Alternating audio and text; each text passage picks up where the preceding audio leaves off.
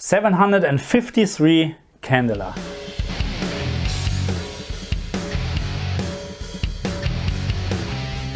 Hello my friends and welcome back to my channel Armag for All. And yes, you heard me right, I measured 753 candela on this object here, on this nice lamp here. So it was 753 candela in HGiG, HDR10 in dynamic tone mapping on. It was 748 candela and in Dolby Vision 743 candela. In terms of the maximum peak brightness in this game, I'm more than happy.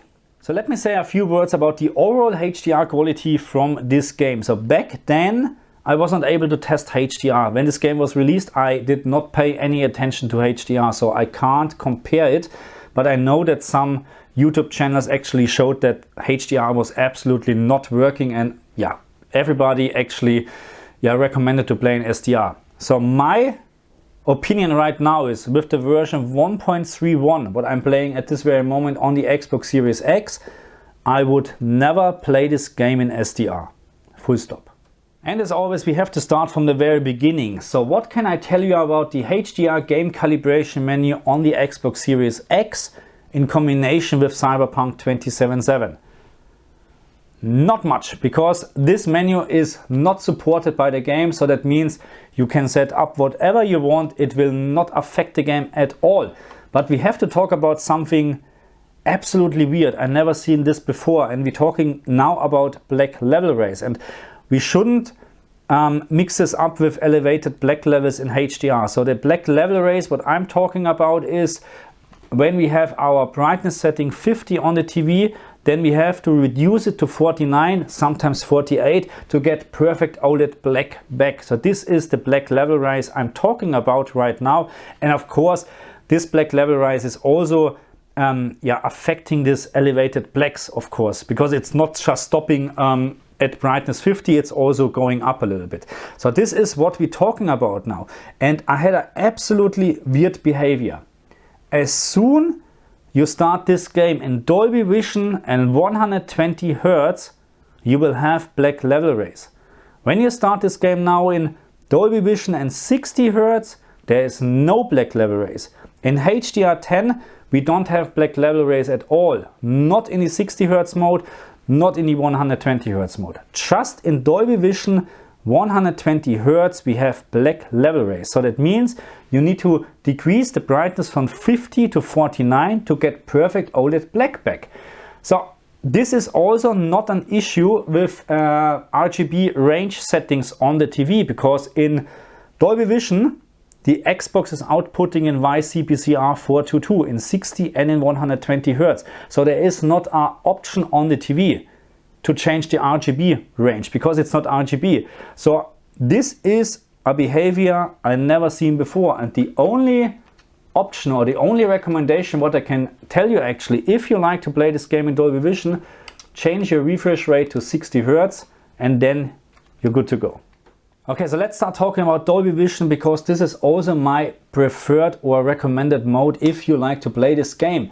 But always keep in mind, all my settings are based on my LG CX 65-inch, and even you're using exactly the same TV, you most likely don't have the same result, okay? Because you have a slightly different panel, you're using a different calibration and so on. So just keep this in mind, okay? Anyway, this is Dolby Vision at the moment, 60 Hertz. Make sure you play in a 60 Hertz mode in Dolby Vision, otherwise you have additional black level rays and we don't want this, okay?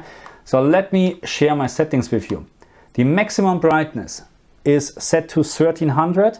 The tone mapping midpoint value setting is set to 1.25.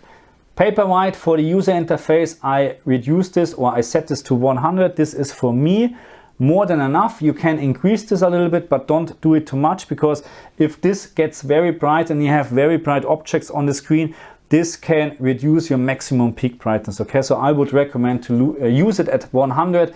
This is, in my opinion, more than enough on my LG CX. So again, 1300 for Dolby Vision, maximum output luminance, and 1.25 the tone mapping midpoint setting. And oh, by the way, I have to say, if I would rely on this or those test pattern here, then I would have completely different settings, and in my opinion wrong settings. Okay, so those test patterns are not very good to set up the game for HDR, in my opinion. Okay, so you have to do it in the game, and I know it's a little bit more tricky because you have to go into the setup menu and change something, go out and compare, but this is in my opinion the right way, because the test pattern are useless in my opinion. Anyway, let me switch to a darker environment, and you can actually see how great Dolby Vision is working with HDR effects. Okay, here we are again, Dolby Vision still in a darker environment, and this is what you get in Dolby Vision. I really like the effects from those HDR effects here. Really, look at this. And this is, by the way, the apartment where I found the 753 candela bulb or lamp or object.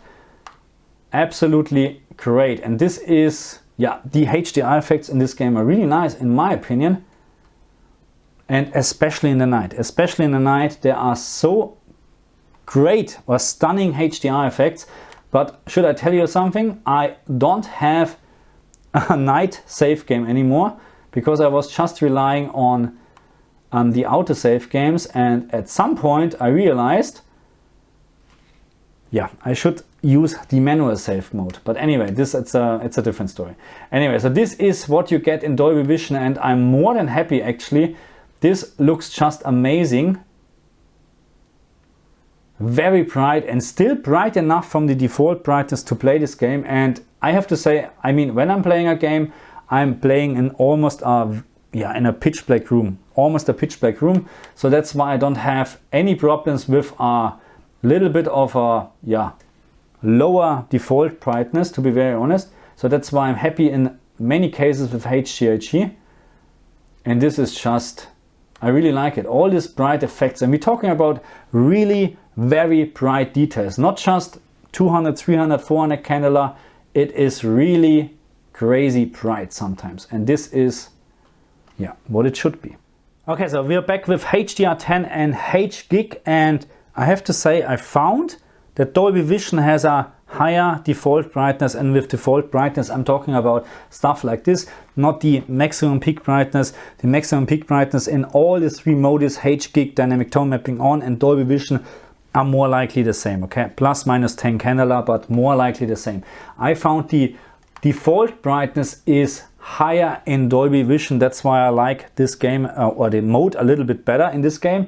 But anyway, HGiG is also doing a great job in my opinion. A little bit of a better job than dynamic tone mapping, but as always we need to consider, if you like to have a higher default brightness, then you have to go with dynamic tone mapping on. That's the only way, because this is the best what I can do with HGiG. And of course I like to share my settings with you. Let me just get rid of this menu here. And this is what we're ending up. 1250 for the maximum output luminance, and the tone mapping midpoint is 1.10. If you would leave this on 1.25 as in Dolby Vision, you will blow up a lot of details, absolutely. So, and the paper white for user interface is still 100, okay? So 1250 for the maximum output luminance and 1.10 for HGiG and HDR10. And that's the HDR effects or the HDR picture quality what we're getting then. Let me just bring up the menu again, and I hope I can show you a little bit. So can you see that HGiG is actually doing a okay job here? It is not the best, as I told you already. So we have a big, how should I say, difference between the HDR quality in my opinion. So sometimes really, really nice, and sometimes not very good. But can you see the difference here? This is HGiG. This is as we like it. And I know that at the moment we're blowing out a lot of details here. But the problem is, this also happens in in Dolby Vision. But this is really the best I can do at this very moment, because it also depends when you look differently, then you have the details back. So I really think this is at the moment our behavior from the game and not from the HDR effects, to be very honest. Even we have the objects back in dynamic tone mapping on, but then it looks absolutely awful, at least the sun, to be very honest. And when you right now, look at the screen. Dynamic tone mapping at this very moment is even darker than HGiG. So that's why, yeah, it's always a little bit tricky. There are two modes here, HGiG and dynamic tone mapping. I am not a big fan of dynamic tone mapping on, because I think HGiG, if there are good sliders in a game, they're doing, or HGiG is doing a great job. Also in this game, in my opinion. Can you see difference again? Dynamic tone mapping on and HGiG. Dynamic tone mapping is darker, and to be very honest, you see those details, yes, but I don't like it. I don't like it. I still believe that this at the very moment is what we like to see, because when we look here, you can actually see the details, or when you look here. You know what I mean? But just because when you look directly in the sun, you can't see anymore. And this is actually, yeah, more realistic, okay? So anyway, this is what we're ending up with HGiG, with my settings. Just let me switch to the apartment. So back in the apartment, still with HDR10 and HGiG, and this is what we get with my settings. Very nice HDR effects. I'm not quite sure if you can see this on the camera here, this part, and of course the windows. When I'm turning it on and off, there is a very nice HDR effects, and this is really nice. At this very moment, I really like it. The outside part in the very beginning from the game, so in this desert, yeah, I really don't like it that much. Something is missing. But here in the apartment, and especially in the night, it really looks amazing. So this is what you get with HGiG, my recommended second mode here, and all this nice effects actually. Can you see this on the camera when I'm moving? This just looks great. And as always, you have sometimes very subtle HDR effects, and it's not always about the maximum peak brightness. Sometimes it really just needs a little bit more punch, and then it looks great. And this is what you get here. This is absolutely bright. Can you see this? The difference. It does look a little bit dull, a little bit too dark in my opinion, with HGiG off, and HGiG on looks very nice. So I'm not showing you at the moment dynamic tone mapping on, because this is a different setting as well. I mean, I can show you this of course, but we need to have a different setting with dynamic tone mapping, to be very honest, because it is just too much what the settings is not correct for dynamic tone mapping. That's what I'm trying to tell you here. And here as well, very fine HDR effects. I'm not quite sure if you can see this on the camera, but all these nice little stripes or whatever, or from the window, from the shutter here, this is getting a little bit brighter with HGiG, and this is what I like. Can I go a little bit closer? Can you see this? This is what I like in HDR. Just the last punch, the last, percentage or whatever you call it, what you need to make HDR look really, really nice. Here also very minor actually, but it is enough to have a great HDR effect. This also, this is very nice. So even here on this corner, can you see the difference? This is what you get with HGiG, and this is really just the beginning. When you play in the night, in the rain or whatever, in different locations or in certain locations, the HDR effects are just really stunning in my opinion.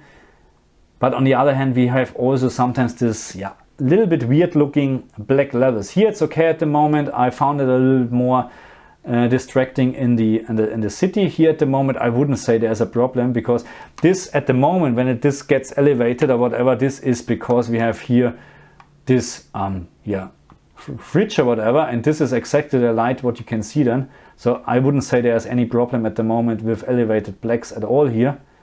And I'm just happy with HGiG as well. Let's start talking about dynamic tone mapping on. Last but not least, dynamic tone mapping on, and we have slightly different settings compared to HGiG. So we're using 1200 for the maximum output luminance, and for the midpoint mapping curve we're using 1. The user interface is still set to 100, and this is what we're getting, a very bright, nice HDR picture with one disadvantage as always: the response time from dynamic tone mapping. And if you're not familiar with what dynamic tone mapping is doing, a very quick explanation. So dynamic tone mapping is analyzing the screen the whole time and will adjust the brightness from the picture according to the information on the screen. So that means at the moment dynamic tone mapping found a very bright object in the background, and when I'm now doing this between HGiG and DTM, there is no difference in terms of the overall brightness. The only thing what is happening is actually this. You have a little bit more information or details with dynamic tone mapping at the moment. This is because HGiG and dynamic tone mapping is a different behavior from HDR, and at this very moment actually dynamic tone mapping is doing a better job than HGiG. But the big disadvantage is it takes up to 6 seconds to adjust the picture. Up to 6 seconds. So I like to show you something. So again, we have no difference in terms of the overall brightness. When you look here, there's no difference in terms of the overall brightness.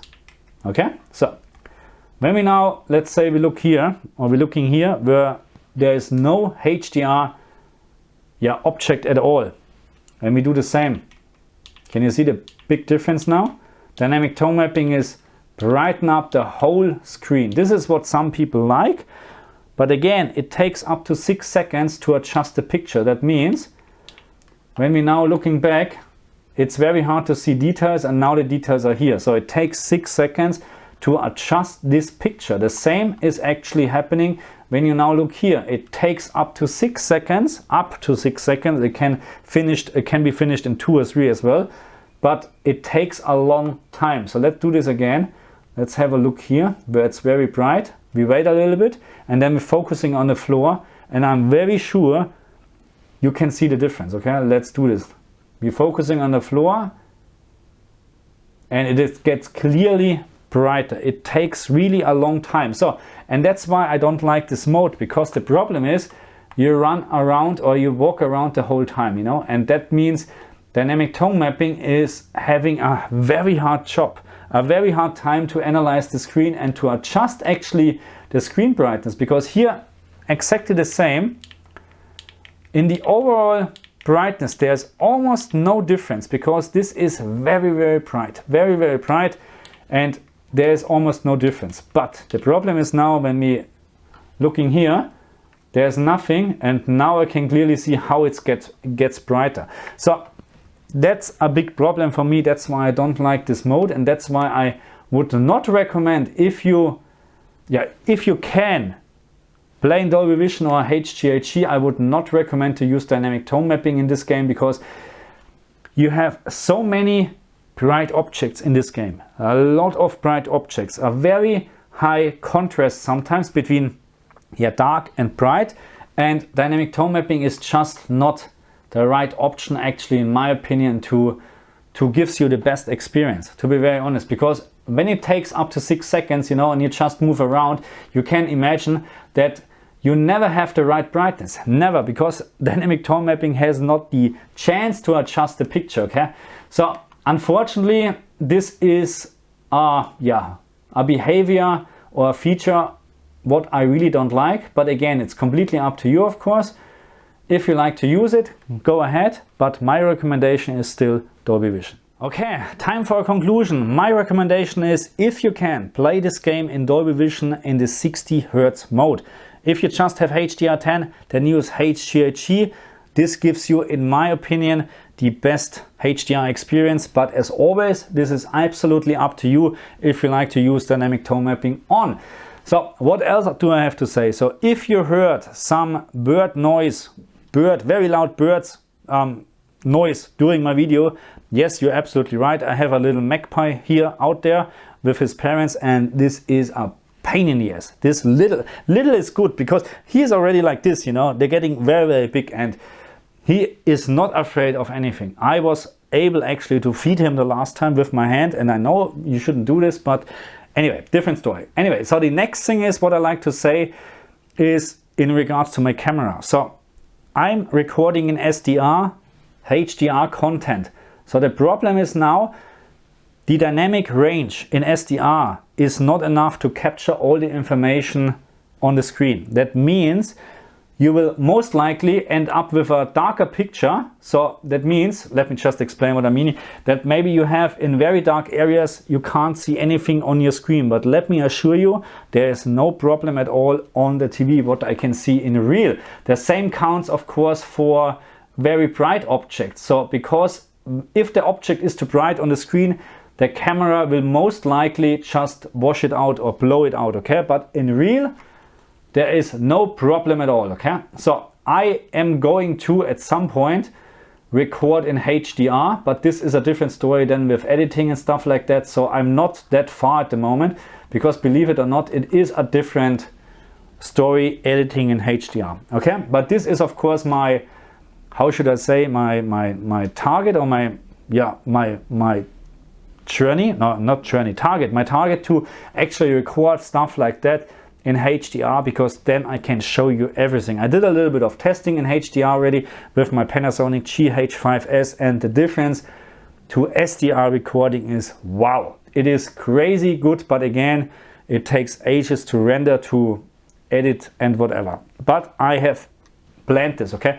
I just need to know, of course, but I will do this in a separate video. I will ask you, my subscriber, actually, if you like to have this in HDR or you prefer SDR, because I have really no idea where you're watching my content. Because if you're watching this, of course, on a HGiG or a HDR capable screen, then HDR gives you a much better impression from what I'm seeing. And I'm really talking about, then you see almost exactly the same what I'm seeing.